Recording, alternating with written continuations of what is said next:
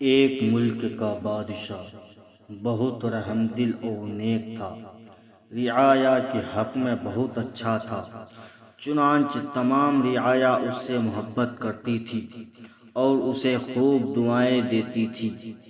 اسی ملک کے ایک دور دراز گاؤں میں ایک کسان رہتا تھا جس کی یہ خواہش تھی کہ اپنے نیک دل بادشاہ کی زیارت کی جائے اور اسے کوئی تحفہ دیا جائے۔ اس نے اپنی بیوی سے مشورہ کیا کہ میں بادشاہ کو ملنے کے لیے جانا چاہتا ہوں اور میری خواہش ہے کہ میں اسے کوئی تحفہ بھی دوں۔ تم مجھے مشورہ دو کہ میں بادشاہ کے لیے کیا تحفہ لے کر جاؤں۔ بیوی نے کچھ دیر سوچا اور کہا کہ بادشاہ کے پاس تو ہر چیز ہوگی، ہم اسے کیا تحفہ دے سکتے ہیں؟ ہاں، میرا ایک مشورہ ہے کہ ہمارے گھر کے پاس بہنے والے چشمے کا پانی بہت میٹھا اور ٹھنڈا ہے اور ایسا پانی پورے ملک میں کہیں بھی نہیں ہوگا، حتیٰ کہ بادشاہ کے پاس بھی نہیں ہوگا، تو تم اس کے لیے یہ پانی لے جاؤ۔ کسان کو یہ تجویز پسند آ گئی اور اس نے اپنے چشمے سے پانی کے 2 گھڑے بھرے اور اپنے گدھے پر لاد کر بادشاہ سے ملاقات کے لیے روانہ ہو گیا۔ کئی ہفتوں کے سفر کے بعد کسان بادشاہ کے محل تک پہنچا گیا اور اسے ملاقات کی اجازت چاہی۔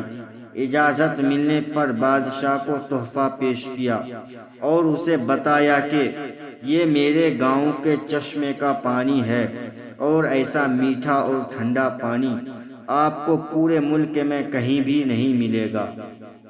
بادشاہ کے اشارے پر وزیر نے گھڑے کا ڈھکن اٹھایا تو کئی ہفتوں کے سفر کی وجہ سے پانی میں بدبو پیدا ہو گئی تھی۔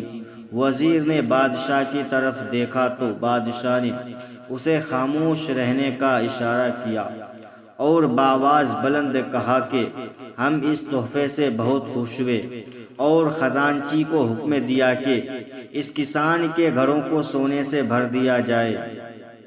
کسان بہت خوش ہوا۔ بادشاہ نے وزیر کو بلا کر چپکے سے کہا کہ پانی کو گرا دینا اور واپسی پر اس کسان کو اس راستے سے گزارنا جہاں ہمارے چشمے ہیں، تاکہ اسے علم ہو کہ ہمارے پاس پانی کے کتنے چشمے ہیں اور ان کا پانی کتنا ٹھنڈا اور فرحت بخش ہے۔ چنانچہ جب کسان کو انعامات دینے کے بعد ان چشموں کے پاس سے گزارا گیا تو وہ سمجھ گیا کہ اس کا تحفہ کتنا حقیر تھا، لیکن بادشاہ نے اس کے حقیر تحفے کو بھی قبول کر کے اسے انعام سے نوازا۔ اس کے دل میں بادشاہ کے لیے محبت اور عقیدت اور بڑھ گئی۔ تو دوستو، ہماری عبادات کا بھی یہی حال ہے۔ ہم جو ٹوٹی پھوٹی عبادات کرتے ہیں تو ہم اسے بہت اچھی سمجھتے ہیں اور اپنے مالک کے حضور پیش کرتے ہیں۔ ان عبادات کی حقیقت معلوم ہونے کے باوجود وہ مالک الملک نہ صرف ان عبادات کو قبول کرتا ہے بلکہ انعام کے طور پر بیش و بہا نعمتوں سے بھی نوازتا ہے، حالانکہ اسے ہماری عبادتوں کی ضرورت نہیں ہے۔ خالق کائنات کی عبادت کے لیے تو اس کے لاکھوں کروڑوں فرشتے ہی کافی ہیں۔